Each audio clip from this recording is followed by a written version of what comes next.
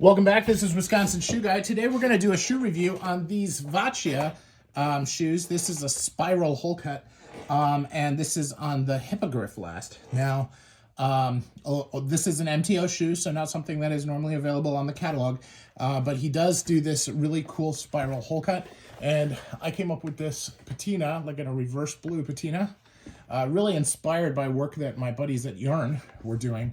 And asked Wally if he was able to do this, and he was able to rise to the occasion. His team there is very, very good. Now the spiral itself is just beautiful. This is good French calf, and you can see that they went around the shoe, very similar to the John Lobb, which inspired these. And then look at the construction itself. They've got a really thick JR sole on these, great fiddleback.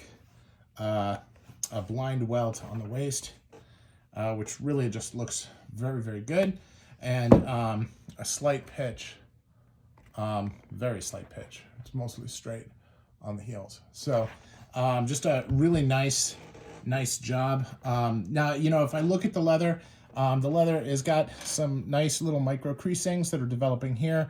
Not terrible, not a ton of wear on these, but certainly some. Over the last few months. When I first got them, I talked a little bit in the unboxing about the shoe plates not necessarily being set deep enough. Now, I've talked to the manufacturer, and they're going back and they're reworking the way they do these. So I've got a new pair that's on the way that actually I have rubber soles on, so I'm not going to see these, but that is something that I will keep an eye on. As I continue to work with them. Now, Vahtia is out of Indonesia, my first Indonesian brand that I worked with, and they do really nice work. Again, you can see the creasing here. Very, very, very small, very light. Really doesn't show wear in the shoes. Now, you can see where it's creasing in a bunch of different places. He was pretty careful with the sizing with me, and now in my next pair, he is making some adjustments to that, so which will be nice. Just really, really solid performance from them. You can see they've got the big fudging here, which is on the same size as the stitches, but it's not lined up with the stitches. Again, that's something that I pointed out to him, and he is going to fix so that in future pairs they do that so that it's lined up a little more. Now, the reason that they do that is if you line it up with the stitches, then the stitches are harder to see. And here it kind of looks like an alternating pattern, which stands out quite a bit more. So just a small little detail. I mean, it's nice that they did it. It's nice that they used the big one, and they got the alignment a little bit off, right? So, but really, really nice work here on the waist, and you can't see it at all. A lot of guys will stitch it, but it's usually you can see something in the edge. So this is a really good 180 front with that waist done here, and yet the sole is incredibly thick at this juncture as well. Usually it's much thinner. So a lot of handwork here, but not. If I was to grade the quality on this, like, it's not quite the level of like an Enzo Benafe or some of these really, really slim Japanese waists that I have, but it is pretty good. So very happy with it, and for the price, they did a fantastic job. The leather stack here is relatively thick. So just a different level of quality there.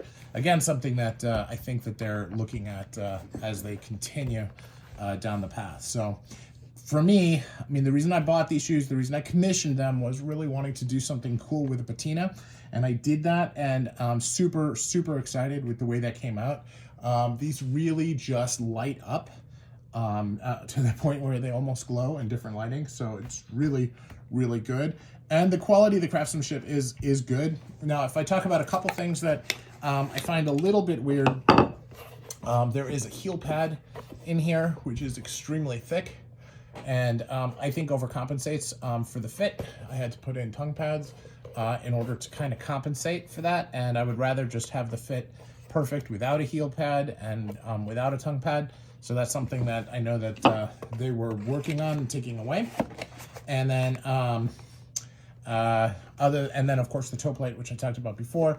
You know, there is a huge ledge there, which you can see here, really not recessed at all.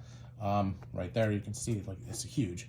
So definitely something that I think that's something I may actually have to have redone. I haven't done that yet, but this has got to be scratching up my floor. So and the screws are not recessed either. But more importantly is the fact that, you know, this here, I'll just use a charger here to show. That is pretty thick. So that's something that you know, we have to work on, but that he's aware of, and definitely working toward making improvements on. So they obviously went through a lot of turmoil over the last couple of years with COVID and everything, and I know that they've been working hard to normalize, and he has been working really hard on the quality. So looking forward to my next pair. But that is my very quick review on these Hippogriff last. This is, I believe, the Lancelot from Vahtia, which is their spiral hole cut. Thanks for watching.